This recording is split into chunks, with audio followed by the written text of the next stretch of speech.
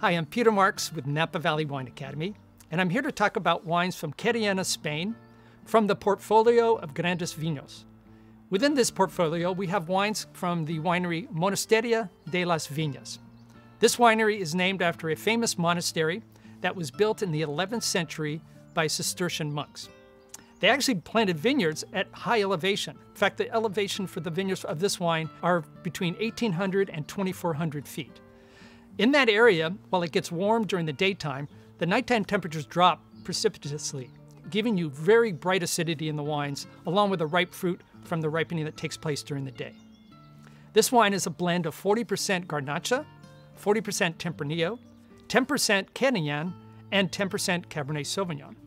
Now, Querellana is both a grape variety, also known here in the United States as Carignan, but it's also the grape that's given rise to the name of the region. Even though the region's name is Querellana, the primary grape planted is the Garnacha grape. This wine, being a Reserva, is aged for 12 months in oak, of which 70% was American oak and 30% French oak. And then it has to rest another 2 years in the bottle before it's released. So by the time it gets to you, it's absolutely perfectly ready to drink. Wow, this wine smells incredibly rich, partly because it comes from vines that are between 40 to 45 years of age, which provides a lot of extra dimension and depth to the aromas. I get a lot of black fruit, some black currants, blackberry, some licorice, plum, raspberry. Oh, the aromas go on, and there's just a little bit of cedar and a light toastiness from the oak.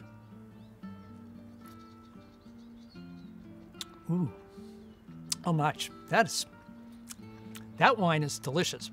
What I love about it is that as you put it first in the mouth, the fruit just comes out bursting with freshness. Then you get a little bit of the oak.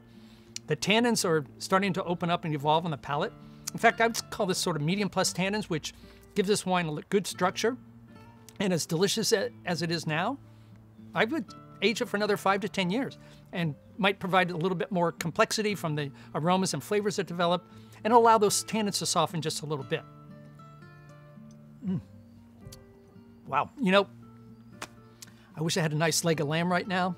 In Spain, they would probably drink this wine with a lamb that's been roasted outside over a pit, some roasted potatoes, have a feast, a wonderful feast to enjoy a special wine from the Querellana region. And again, I think this Cabernet, which is a little bit unusual in this region, but it gives rise to the fact that they're experimenting a little bit with new popular international varieties to balance and add complexity to the indigenous varieties here. I hope you enjoy this wine as much as I have, and salud.